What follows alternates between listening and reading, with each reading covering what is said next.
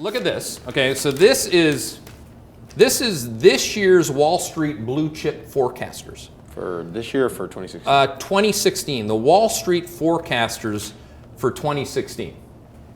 You want to zoom in on that? These are some very serious looking people. Oh, yeah. Okay. Now, not to be confused with this one. I had to print this out. I had to go online. They still have that online? Notice, there's still, look at some of these guys are the same people. They didn't take that down? Look at this compare and contrast. Look at this. You see some of the same faces? Yeah, they took my draft profile down. Okay, now, this one looks a little dicey. You know, I mean, I don't know if the printer was going haywire when they're seeing the estimate. This is the 2015 forecast.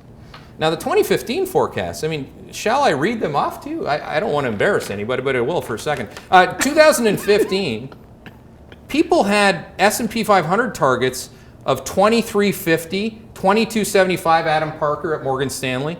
Yeah, and that's not useful to read. They're all around the same number that they're at this year, by the way. So this is important because Wall Street at least was consistent. They didn't change their forecast a year later. They just kept the same numbers. They did notch down, like last year they were looking for like 3 to 3.5% 10-year bond yield.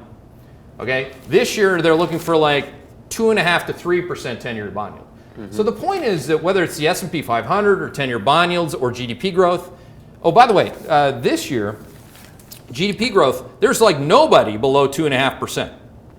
Like, oh no, David Kostin's at 2.3% at Goldman Sachs. Oh.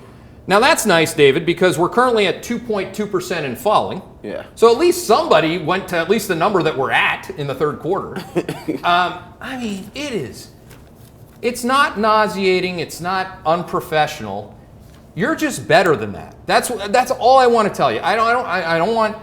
I'm sure these people are really, really nice. So is my neighbor, but I don't want my neighbor's forecast.